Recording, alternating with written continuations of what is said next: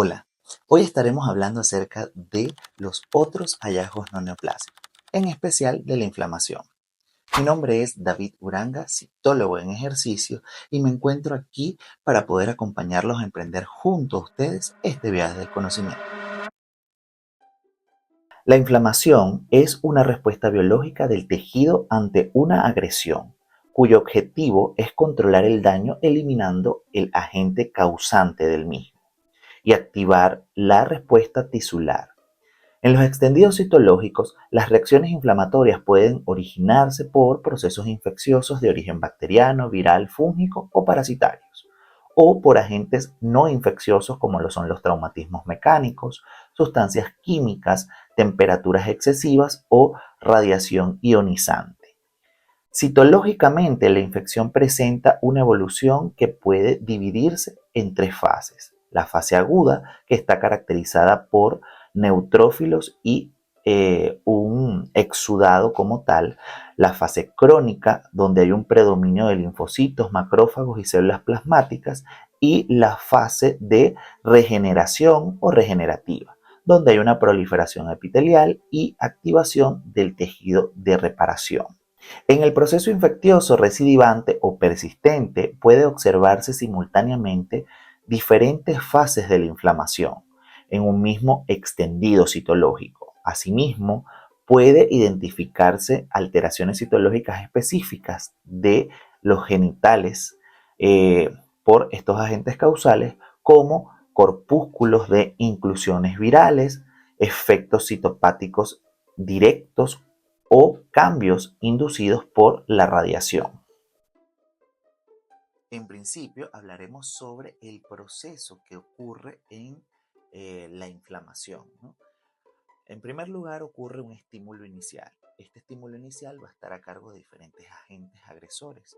Existen diferentes tipos de agentes agresores, como lo es el tipo infeccioso, que está a cargo de bacterias, virus, hongos y parásitos; los de tipo físico, que son por traumatismos o por altas o bajas temperaturas que van a producir daño en estos epitelios; los químicos, como las toxinas; y el inmunológico, que es la autoinmunidad. En respuesta a ello va a ocurrir un daño tisular que va a producir la activación de los receptores de peligro. Entonces es ahí donde ocurre la segunda fase del proceso de inflamación, como lo es la activación inmediata del sistema de complemento. Primera línea de defensa es la línea humoral como tal, donde tiene diferentes vías, como lo es la vía clásica, las alternativas y la de las lectinas. Para ello necesitamos diferentes componentes claves que van a permitir que se origine este proceso, como lo es la C3A o la C5A, que son quimiotácticos o reclutadores de células, como la C3B, que es la ozonización o el marcaje del enemigo como tal, este agente agresor que se va a encontrar en el epitelio. También encontraremos la MAC, que es el complejo de ataque a la membrana, producto o a causa de la lisis del patógeno, tal y como observamos en la esquematización, donde se observa un capilar y los diferentes elementos que se van a ver eh, en consecuencia a estos agentes agresores o externos.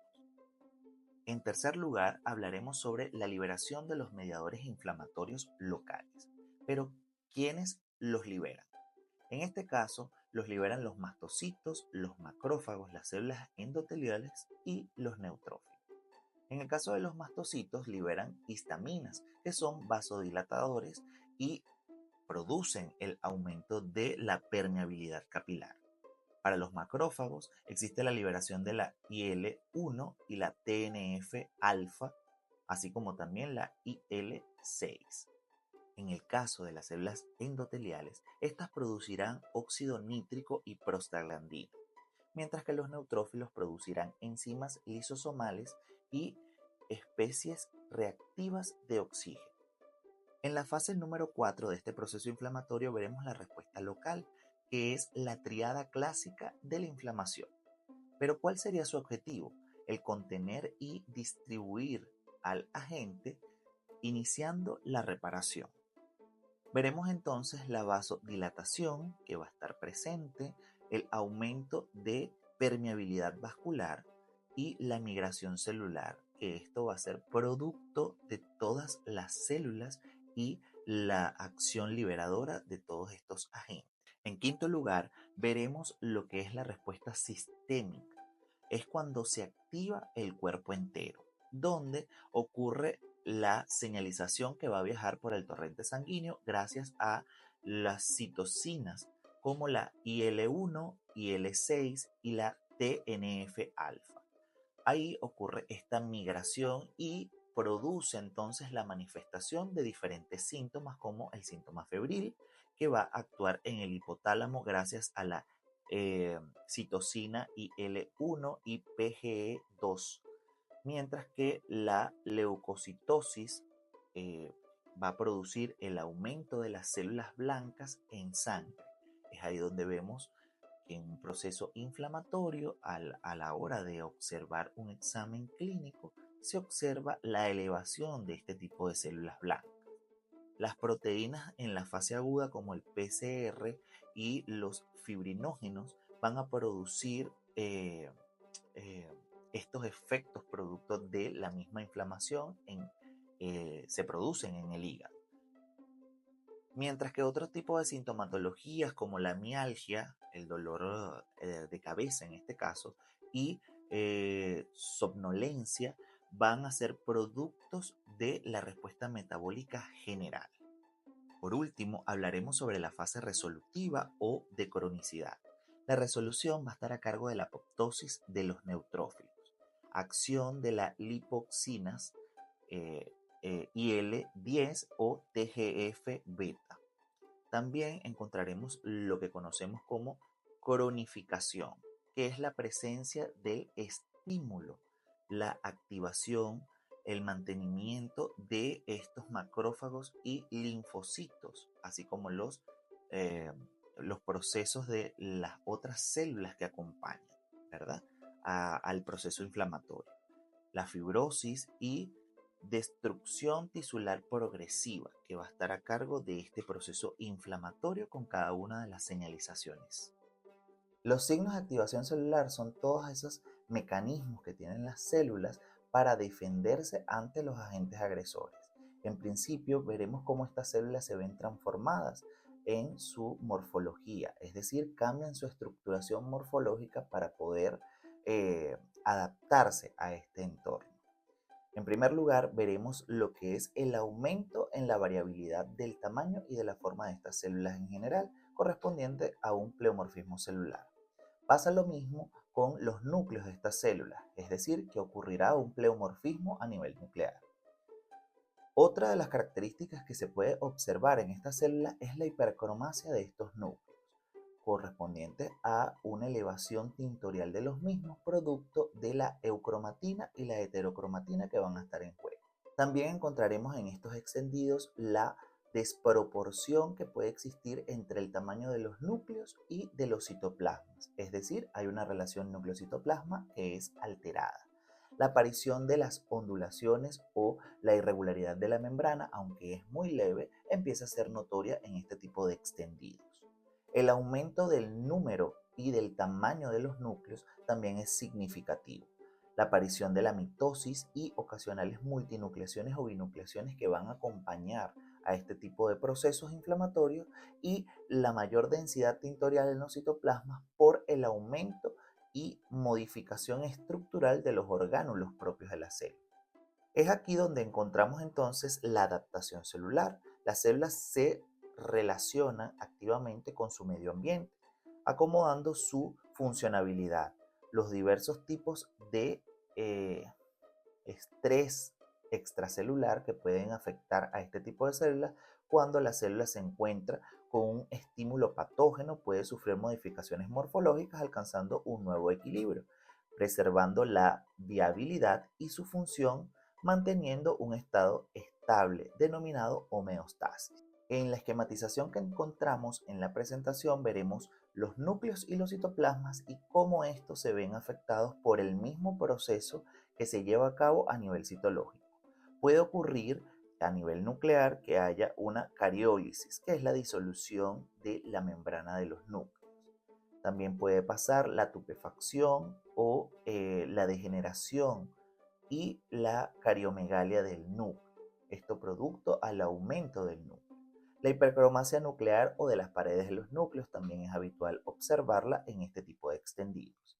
La picnosis nuclear y la cariorexis o rexis del núcleo, es decir, el estallido del mismo. A eso se le suman los efectos que pueden ocasionar estos procesos al citoplasma, como lo es la formación de los halos perinucleares por el aumento o hinchazón o cariomegalia, mejor dicho, de los núcleos, dejando entonces el espacio donde estaban ellos con un halo claro. También la degeneración o fenestración del citoplasma, la tupefacción turbia o puntos se van a encontrar en las células, la degeneración o vacuolización de los citoplasmas y la queratinización, que no es habitual observarla en este tipo de epitelios. Posteriormente veremos cada uno de los elementos antes mencionados con sus características morfológicas. En principio observaremos una célula normal, normotípica en sus características, con un núcleo bien estructurado, centrado y un citoplasma basófilo bien amplio. Tendremos en primer lugar la cariopignosis. Es la condensación irreversible de la cromatina nuclear típica de las células apoptóticas. Mientras que la cariorexis es la fragmentación de los núcleos en múltiples partes, posterior a la cariopignosis. También tendremos la cariólisis, que es la disolución completa del núcleo, o mejor dicho, de la membrana nuclear por la acción de las endonucleasas.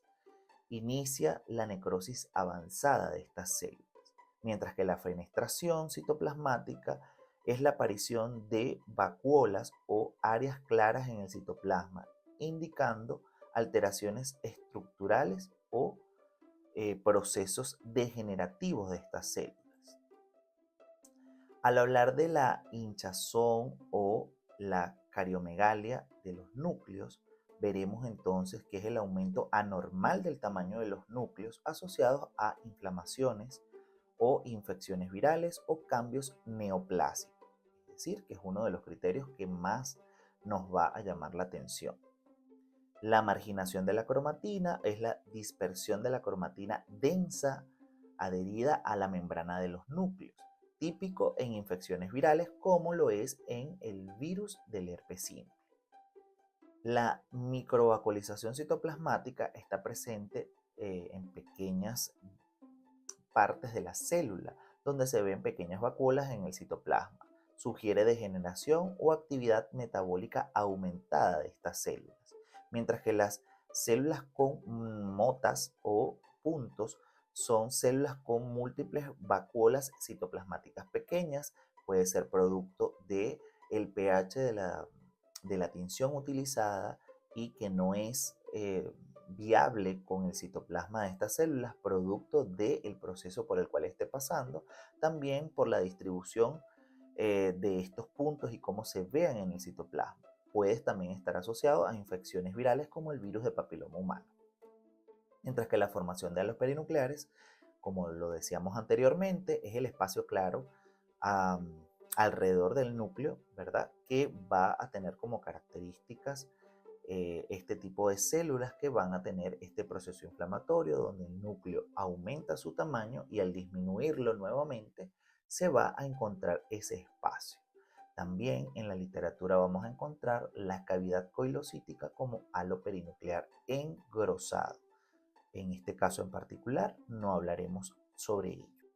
Cuando hablamos de los criterios citológicos que definen a otros hallazgos no neoplásicos, en principio, los cambios celulares reactivos asociados a inflamación, que incluyen la reparación típica, nos encontramos con una definición clara del sistema Bethesda, donde describe que los cambios celulares reactivos que están asociados con la inflamación pueden estar causados por traumas físicos o químicos, la radiación, la irritación por un dispositivo intrauterino o por otras causas no específicas.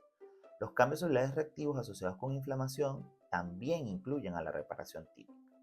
Es aquí donde entra nuestra labor como profesionales en el área de la citomorfología, es decir, nuestra función, que es encontrar las características morfológicas que definen a este tipo de agente.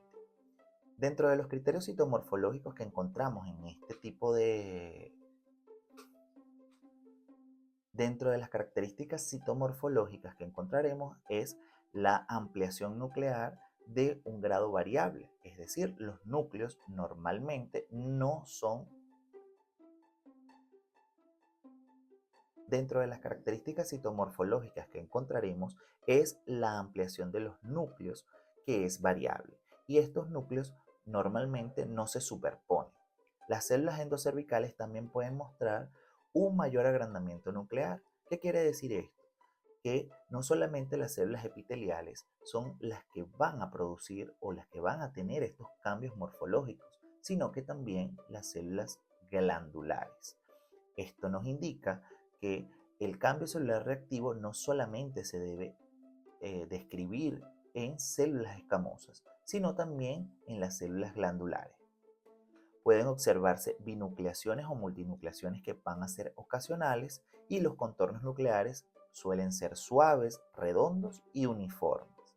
Los núcleos pueden tener un aspecto vesicular. Estos también pueden tener hipercromasia leve o moderada, pero la estructura y la distribución de la cromatina permanecen uniformes y finamente granulares. Puede haber nucleolos únicos o múltiples presentes en este tipo de células, que son células intermedias, células profundas o células parabasales en la mayoría de los extendidos. Los límites citoplasmáticos están bien definidos y más si estamos en presencia de células que están eh, que son maduras del epitelio, ¿no? El citoplasma puede mostrar policromasia, vacuolización o halos perinucleares, pero sin engrosamiento periférico. Lo que les decía anteriormente, no estamos en presencia de un virus de papiloma humano para describirlo como una cavidad coilocítica. Las células agrandadas a menudo forman láminas cohesivas que se interdigitan en una arquitectura clásica en banco de peces o pueden distorsionarse. Este mecanismo se produce a la toma de muestra agresiva, o mejor dicho, a cualquier agente que va a producir un proceso de reparación al epitelio. Estas células se van a ver con un citoplasma engrosado y en forma bidireccional, es decir, que no pierden su orientación. Si te ha gustado este tipo de videos, no te olvides en suscribirte al canal, darle a la campanita y seguirme en mis redes sociales Uranga Leo D. Nos vemos en un próximo video.